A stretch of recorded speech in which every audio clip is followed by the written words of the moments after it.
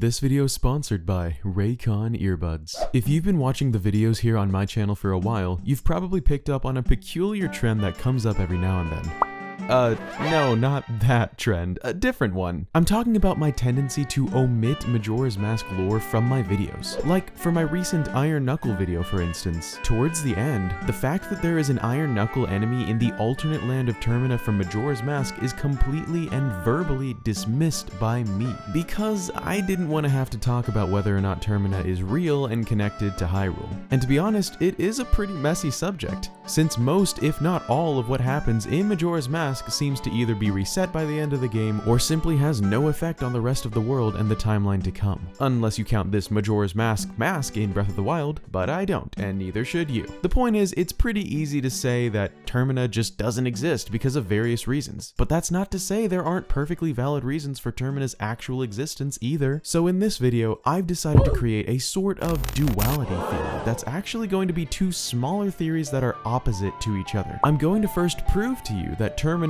does exist with logical reasoning, and then disprove its existence with similar logical reasoning. And here's the kicker. You know how I just mentioned that I always tend to dismiss the inclusion of Termina lore in my videos? Well, depending on which theory from this video you guys believe more, the results will determine whether or not I talk about Terminian counterparts in all future theories from this point onward. So be sure to let me know in the comments below which theory you're more on board with. Oh, and by the way, if you're new here or if you've been here for a while, be sure to make sure you're subscribed to stick around for said theories to come, and drop a like if you enjoy this video. Anywho, we're gonna begin with the first subject, why Termina is absolutely 100% real. But first, a quick message from our benevolent sponsors.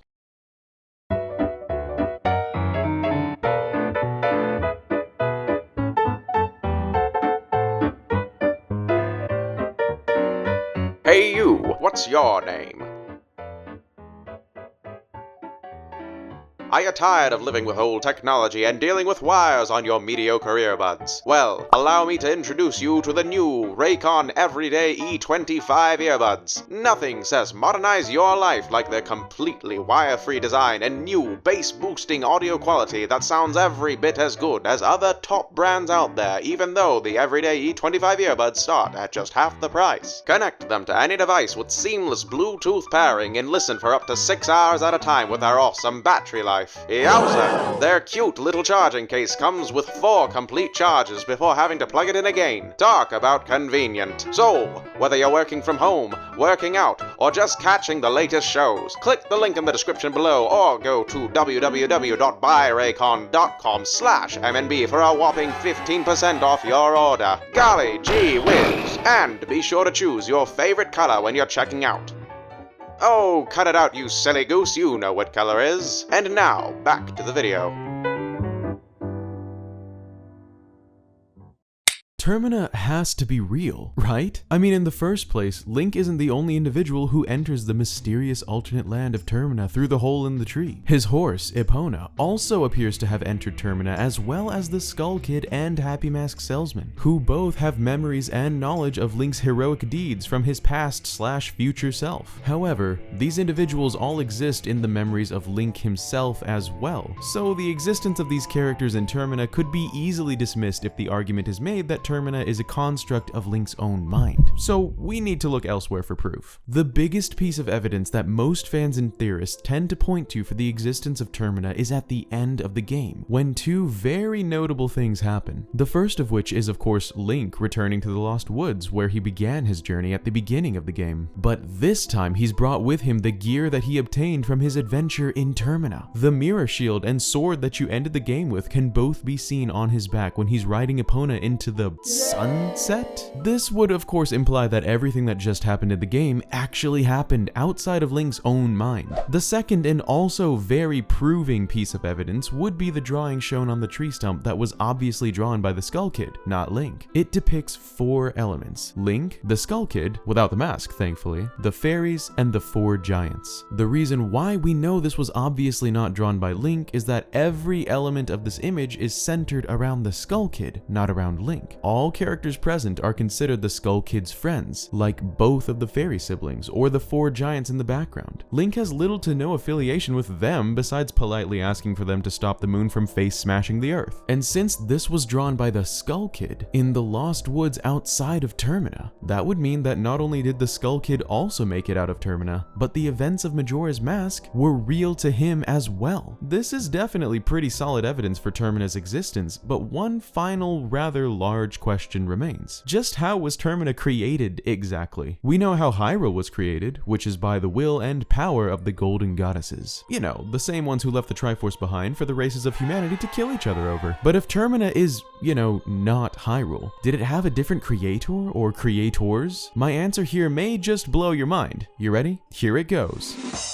It doesn't matter. Termina is an alternate universe, correct? Kind of like Lorule from A Link Between Worlds, right? Personally, I don't question who created Lorule either. Lorule obviously has its own Triforce and therefore probably either its own set of golden goddesses or it was simply created along with the creation of Hyrule. As in, this event created Hyrule and all other alternate universes as well. For all we know, this is also true for Termina. Who says that just because the Triforce isn't visibly seen in the game, that means it doesn't exist? It is possible for a game to not revolve around the golden triangles after all. Or for all we know, the 4 giants created the land of Termina, since Granny directly implies that they created the 4 worlds. The point is, there are many possibilities for the creation of this alternate world here, which means it's closer to being possible than impossible. So there you have it, concise proof that Termina is real and Link really did travel there somehow and accomplish great things by resetting time over and over again. Except for Termina actually isn't real and all exists inside of Link's head. Yeah, now I'm gonna prove that Termina is absolutely 100% not real. To be honest, it's actually easier to prove that Termina isn't real than the opposite. And no, I'm not implying that Link was dead for the entire game. Come on guys, if you're still believing that nonsense, you need to do some more research. Maybe start here with my theory on what happened to the Hero of Time, which is this link, by the way. Link will be in the description and on the screen, but anyway, in the first place,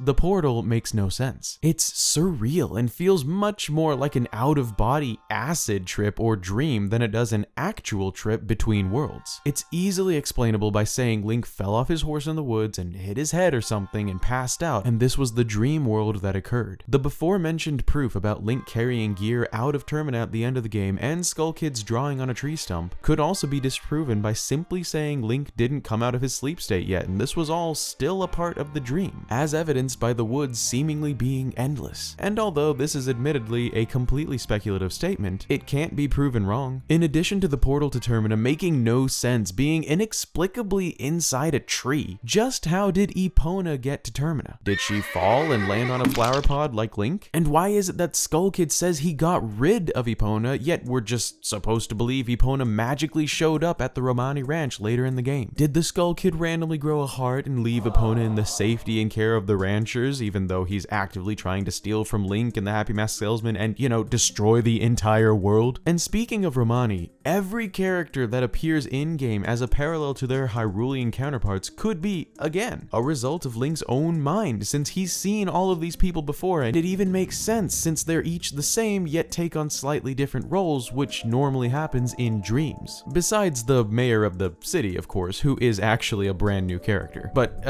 who knows, maybe this guy is Link's lucid dream nightmare monster. He definitely looks a lot like mine. Anyway, the Skull Kid's apparently long friendship with the 4 giants also makes very little sense, since this Skull Kid is theorized and almost confirmed to be the same Skull Kid that Link met in Ocarina of Time in the Hyrulean Lost Woods. Yet in Majora's Mask, the Skull Kid has apparently been friends with the 4 giants since before they created the 4 worlds of Termina. Unless this Skull Kid is actually ancient and has been hopping back and forth between Termina and Hyrule for some time now, this one also doesn't make too much sense and is again easily explained by saying the land of Termina exists only within Link's own mind. There is also the official explanation from the Hyrule Encyclopedia that explains Termina away as simply a fabrication from the power of Majora's Mask that only ever existed when you played the game. But that makes even less sense than anything else so far. Plus, the canonicity of the Dark Horse books is widely debated among fans. By far the easiest explanation for all of this messy Majora madness would be be that Link was riding in the woods, bonked his head, had the dream of Termina, then woke up later and just continued on with his life. And before you say that an entire game being just a dream is lame, just remember, it's been done before, and with a fantastic story and reception from players as well. And those are my 2 theories on why Termina is absolutely real, and why Termina is absolutely not real. Which one do you believe? Let me know in the comments, and remember, this will influence the lore of this channel, I suppose, so throw your opinion out there. Hey guys, thank you so much for watching. As always, ginormous thanks to my supporters, of which I have several new faces to proudly announce. Say hello to Proelia Kentarix, Chalindeel, Glacio, Morgie T, and